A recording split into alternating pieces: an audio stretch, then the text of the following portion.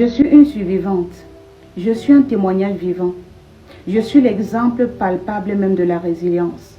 Je suis la preuve parfaite du fait que tu peux toucher le fond et remonter en puissance. Je suis passée par des moments extrêmement difficiles. J'ai vu la mort passer devant mes yeux. J'ai expérimenté la mort. Mais j'ai su remonter à la surface. Parce que quand tu as expérimenté le mal-être, tu as autorité sur le bien-être. Je m'en vais vous conter l'histoire de Dr Catherine. Dr Catherine Takala, qui était une des participantes du Meet-up des femmes visionnaires. Elle est partie de Douala pour venir assister au Meet-up des femmes visionnaires le 19 juillet. Je viens d'une famille modeste. On n'est pas riche, mais on n'est non plus misérable. Mon papa est présent, ma maman aussi est présente. Mon papa, c'est le papa dont tous les enfants rêvent. Il nous encourage, il subvient à nos besoins, il est présent pour nous. Et moi, en tant que jeune fille, j'ai des rêves plein la tête. J'ai ma vie toute tracée. Une vie dans laquelle j'allais faire mes études, avoir mes diplômes, ou bâtir ma carrière, me marier, avoir des enfants, voyager à travers le monde et accomplir ma destinée tout simplement. Tout allait bien dans le meilleur des mondes. Tout se passait bien selon le schéma que j'avais tracé. J'obtiens mon bac, je vais au Nigeria où je fais mes études universitaires. J'obtiens mon doctorat, je rencontre mon mari, on se marie, on fonde notre petite belle famille, tout se passe bien. Mon mari est docteur, je suis docteur. Je fonde mes premiers bureaux, mon mari fait pareil. Nos affaires sont florissantes et on a notre premier enfant. Pendant qu'on faisait un voyage d'affaires sur l'axe Douala Yaoundé, ce jour-là, tout a basculé. On a eu un accident dans lequel ma vie a changé de tout au tout. J'ai vu ma vie défiler devant mes yeux.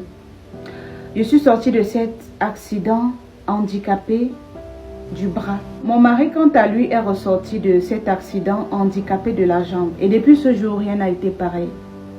La jeune fille pétillante, brave que j'étais, désormais handicapée, désormais doit chercher des voies et moyens de s'adapter dans la société. J'ai passé 3 années pendant lesquelles je ne savais pas qui j'étais, je ne savais pas où j'étais. On est allé d'hôpitaux en hôpitaux parce qu'il faut dire que je suis sortie de là avec un traumatisme crânien. Entre le fait que j'allais chercher et trouver le moyen de me réadapter en société, entre abandon, rejet, humiliation, j'étais au fond du gouffre. Je n'ai pas cru possible le fait de revoir la lumière un jour. Je n'ai pas cru possible le fait que ma vie ait une quelconque signification ou que ma vie ait de l'importance pour des personnes autour de moi. J'ai sombré dans la dépression. J'ai sombré des années et des années jusqu'au jour où je décide de reprendre le dessus sur ma vie. Jusqu'au jour où j'ai compris que ça ne sert à rien de se lamenter. Jusqu'au jour où j'ai compris que je n'allais pas laisser ma vie ou un handicap ou cette situation définir ma vie, faire de moi un esclave dans ma propre vie. Et ce jour, j'ai repris le contrôle sur ma vie. J'ai relancé mes activités. J'ai commencé à travailler sur moi. J'ai commencé à raconter mon histoire et j'ai écrit 2 magnifiques livres. Au-delà des défis de la vie et le guide du bien-être. Des livres qui se vendent comme des petits pains. Des livres qui transforment la vie des personnes handicapées, physiques, mais aussi émotionnelles.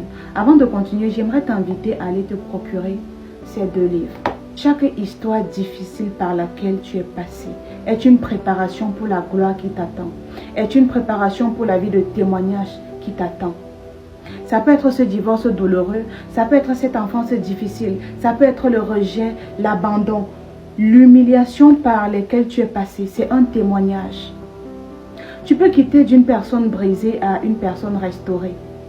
Ce que tu as vécu ne te définit pas, ça ne te détermine pas. Apprends à utiliser ton histoire pour te fabriquer. Pendant que tu es en train de vivre cette douleur, réfléchis. On dit au jour du malheur, réfléchis. Réfléchis à la prochaine étape. Réfléchis à comment tu vas transformer cette histoire douloureuse en entreprise, en un témoignage, en quelque chose de grand. Parce que ce que tu as vécu n'est pas vain. Le pouvoir de la décision, c'est ce qui change tout. Je décide de changer ma vie. Je décide de transformer ma vie. Je décide de quitter de la victime à la victorieuse. c'est ce qu'elle a décidé de faire. Et c'est ce que les dizaines de femmes qui étaient là ce jour ont décidé de faire. Et je pense que tu peux le faire.